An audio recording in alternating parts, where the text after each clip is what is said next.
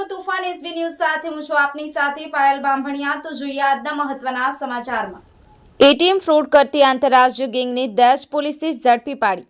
આરોપીઓ પાસેથી 1,18,000નો મુદ્દામાલ કબજે કર્યો।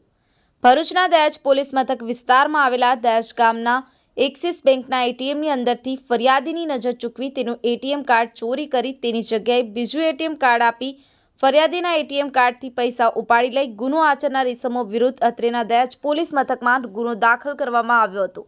ગુનાઓ શોધી કાઢવા પોલીસ ઇન્સ્પેક્ટર એચબી ઝાલાની સૂચના આધારે સર્વેલન્સ સ્ટાફની અલગ અલગ ટીમો બનાવી તપાસ હાથ ધરવામાં આવી હતી, જેમાં 2 પોલીસ કર્મચારીઓને બનાવવાની જગ્યાની આજુબાજુના તેમજ રોડ પરના અલગ અલગ જગ્યાના સીસીટીવી ફૂટેજ ચેક કરી તથા ટેકનિકલ અને હ્યુમન સોર્સિસ આધારે મળેલ માહિતી આધારે ગુનાના આરોપીઓને દહેજના સરસ્વતી નાળા પાસેથી પકડી પાડી ગુનામાં આરોપીઓએ ઉપયોગમાં લીધેલી 2 બાઇક 75,000 તથા અલગ અલગ કંપનીના મોબાઈલ નંગ કુલ 4 જેની કિંમત 35,000 તથા રોકડા રૂપિયા 8,000 મળી કુલ કિંમત 1,18,000ના મુદ્દામાલ કબજે કર્યો હતો।